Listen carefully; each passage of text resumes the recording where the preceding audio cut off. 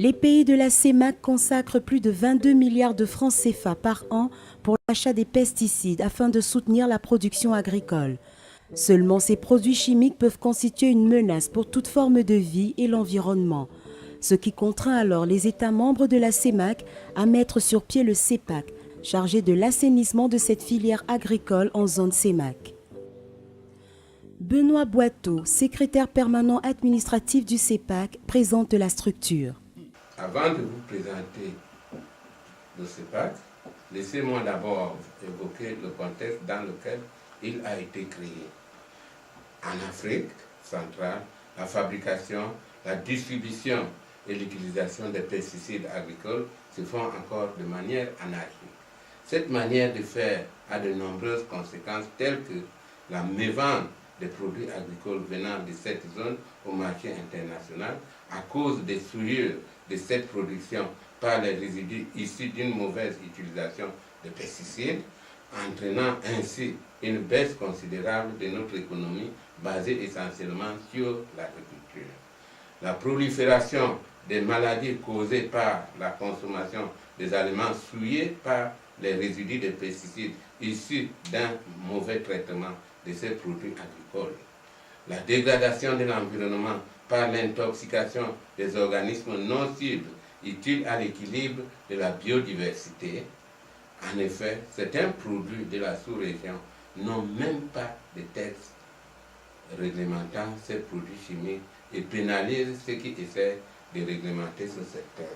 C'est pour résoudre ce problème que les experts des États membres ainsi que ceux des partenaires commerciaux et ceux des organismes internationaux ont proposé la création du CEPAC. Le Comité interétat des pesticides d'Afrique centrale, en abrégé CEPAC, est une institution spécialisée de la CEMAC localisée à Yaoundé, créée par règlement du Conseil des ministres de la CEMAC en 2007. Sa principale mission est l'assainissement de la production agricole pour la préservation de la santé des consommateurs locaux, de l'environnement, ainsi que pour la compétitivité de cette production au marché international. Le CEPAC est constitué de 3 experts par État membre et des représentants des organismes partenaires comme la Commission de la CEMAC, la CEAC, le CPIA, la FAO, l'OMS, etc.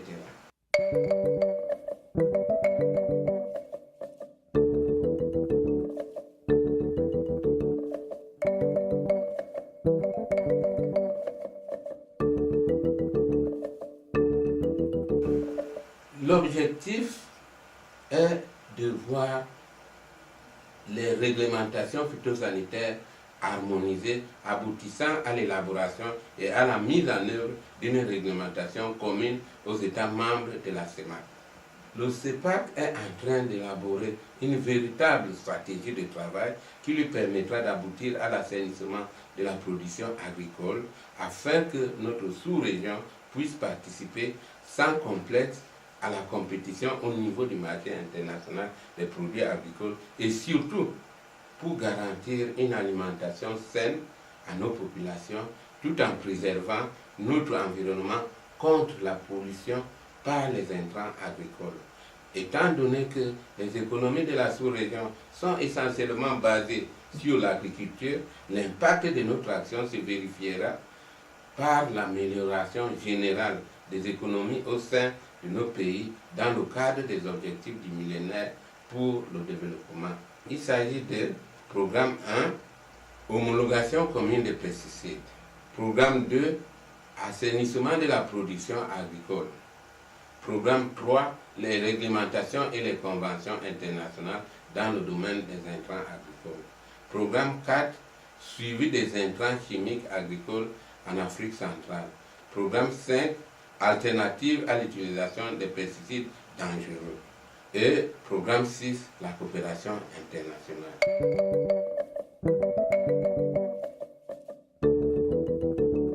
Le CEPAC a l'avantage de compter parmi son effectif de nombreux experts qualifiés. Chacun d'entre eux est responsable d'un programme spécifique. Laurence Ngartoubam, écotoxicologue, c'est elle la spécialiste responsable du suivi des réglementations sur les pesticides et coopération internationale au sein du CEPAC. Les attributions de l'écotoxicologue en charge des réglementations sur l'usage des pesticides chimiques en zone CEMAC et de la coopération sont de répertorier les textes en vigueur sur l'usage des pesticides en zone CEMAC, de veiller à ce que ces textes soient appliqués dans les 6 États membres, de faire un suivi de ces réglementations en vue de les évaluer. La réglementation commune étant l'harmonisation des textes réglementaires sur l'usage des pesticides dans les États membres compte tenu de leur réalité, il convient de savoir si ces textes harmonisés sont respectés et appliqués. Certains sont-ils devenus caducs? Sinon, quels sont les obstacles qui entravent leur mise en application? C'est donc au vu de cela qu'il conviendrait de les réviser ou même d'en initier.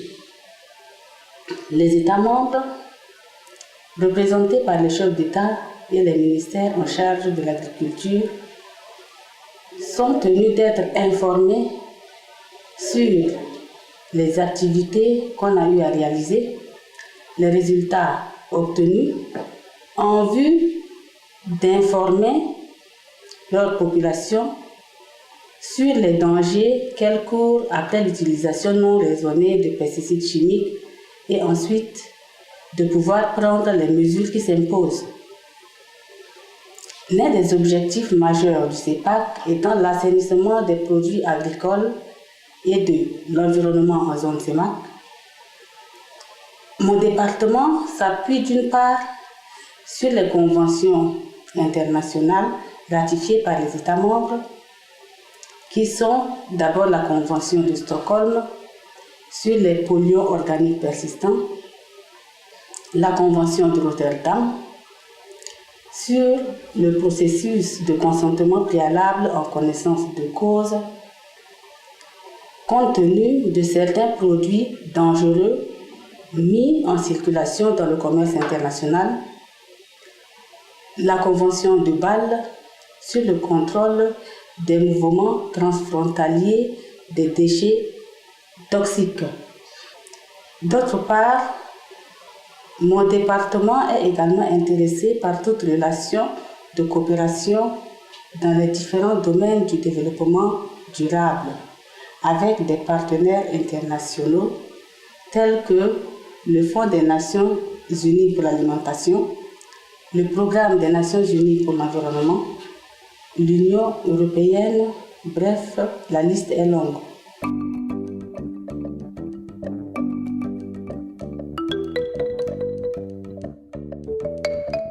Jean-Blaise Moudoudou, phytopharmacien et responsable du suivi des pesticides chimiques. Le service de phytopharmacologie est un service technique du Comité inter-État des pesticides d'Afrique centrale, donc CEPAC, basé donc à Yaoundé, dont j'ai la charge d'animer et a pour programme actuel le suivi des pesticides chimiques, c'est-à-dire suivre les pesticides chimiques tout au long de leur cycle de vie. Ce service a pour objectif premier de faire l'inventaire des pesticides chimiques qui circulent en Afrique centrale et qui doit aboutir normalement à l'élaboration d'un index phytosanitaire. Deuxièmement, donc, de gérer de manière écologique le pesticide obsolète, c'est-à-dire assurer la gestion de tout pesticide dont la date de péremption est dépassée et ou pesticides en cours de validité et dont les conditions d'entreposage et de conservation ou de stockage n'ont pas été respectées, entraînant donc une dégradation précoce du produit. Il peut s'agir également des pesticides non identifiables de par leur emballage ou leur étiquetage. Nous devons aussi porter une attention particulière aux polluants organiques persistants, donc les POP, qui sont des molécules très dangereuses, rejetées par l'homme chaque année dans l'environnement. Ces pesticides, donc ces POP, sont hautement toxiques, persistants et ont toute une série d'effets néfastes sur la santé humaine et animale, provoquant des maladies et des malformations congénitales. Ces POP sont donc à l'origine des lésions du système nerveux central et périphérique, de troubles des fonctions reproductives et de dérèglements du système immunitaire. Or, à titre d'exemple, il y a au moins 50 000 tonnes de pesticides périmés accumulés à travers l'Afrique. Ces pesticides contaminent les sols, les eaux, les ressources alimentaires et même l'air. Troisièmement, nous allons donc évaluer l'impact environnemental de ces pesticides chimiques. Vous savez, les pesticides jouent un rôle essentiel dans le progrès social et économique de la communauté dans l'agriculture. À ce titre, ils demeureront pour moi, pour longtemps, encore incontournables parce qu'ils constituent actuellement l'un des moyens les plus efficaces de lutte contre les ravageurs des cultures en Afrique.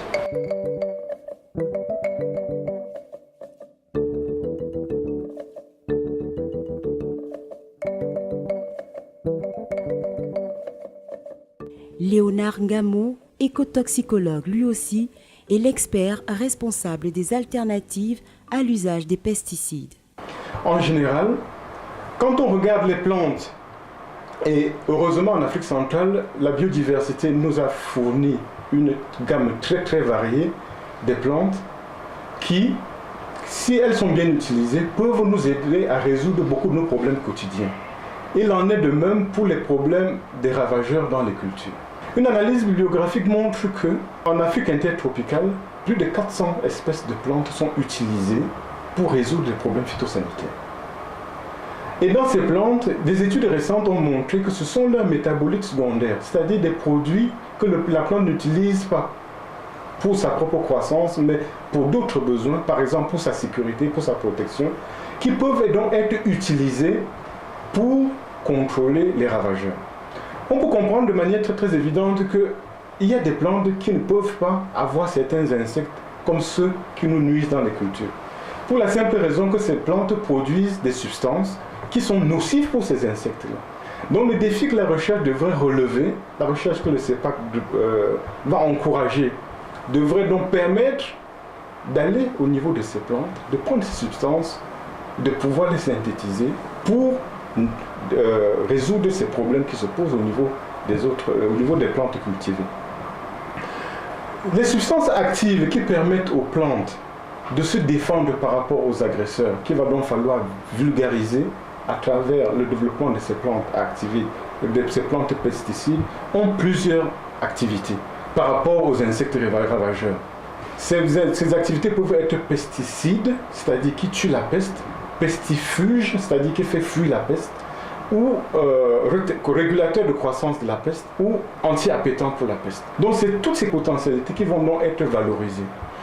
Dans cette stratégie de protection des plantes cultivées par des extraits des plantes aromatiques, une des familles chimiques les plus prisées que l'on pourrait valoriser dans le développement des plantes insecticides est celle conçue par les monoterpènes.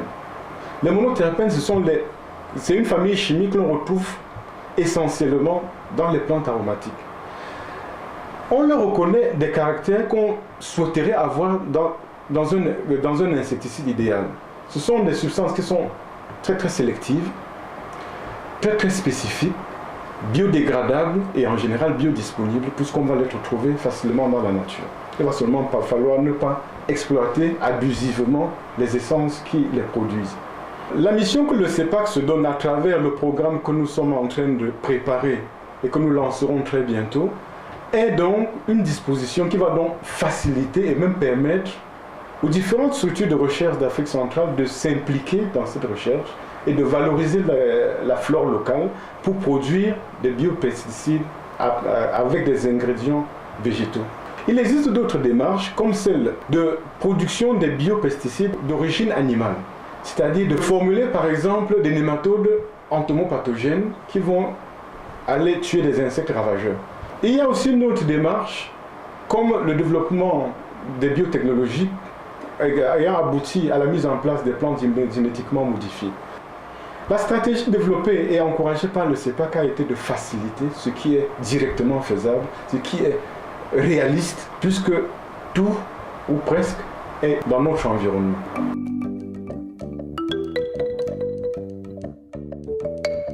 Marie-Ange Mbéhémané, biologiste. Elle est responsable de l'évaluation des LMR dans les aliments en Afrique centrale. L'Afrique centrale est un grand bassin de production agricole. En effet, la présence de différentes zones agroécologiques permet la production de cultures vivrières, maraîchères, fruitières, céréalières et cultures de rente. Donc les paysans, les exploitants, pour avoir un bon rendement agricole, utilisent des pesticides, c'est-à-dire des substances destinées à lutter contre les ravageurs de ces cultures.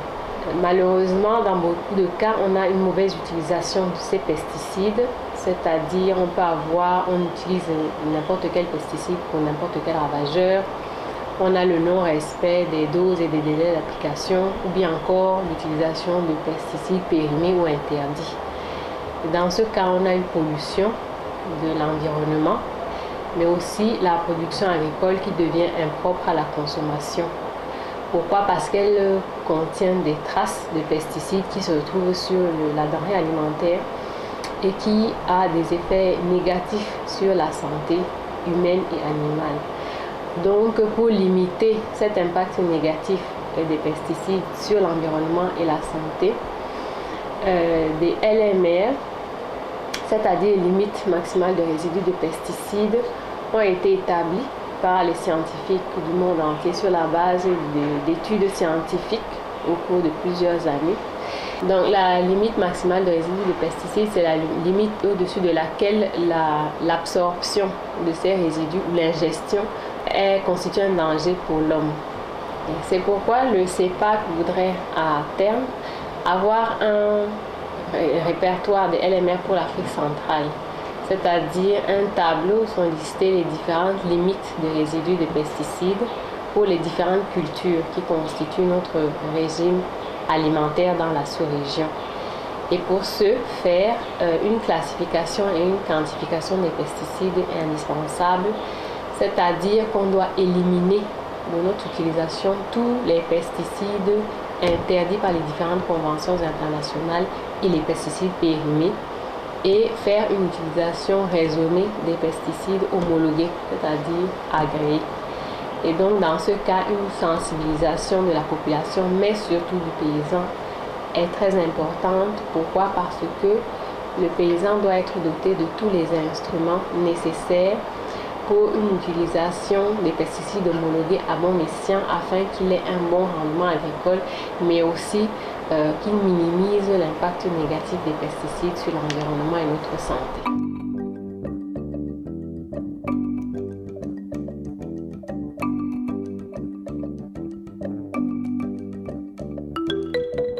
Le CEPAC est également doté d'un système informatique qui garantit à la structure une sécurité et une meilleure gestion de données, qui relie les bureaux régionaux au secrétariat permanent par un système de réseau.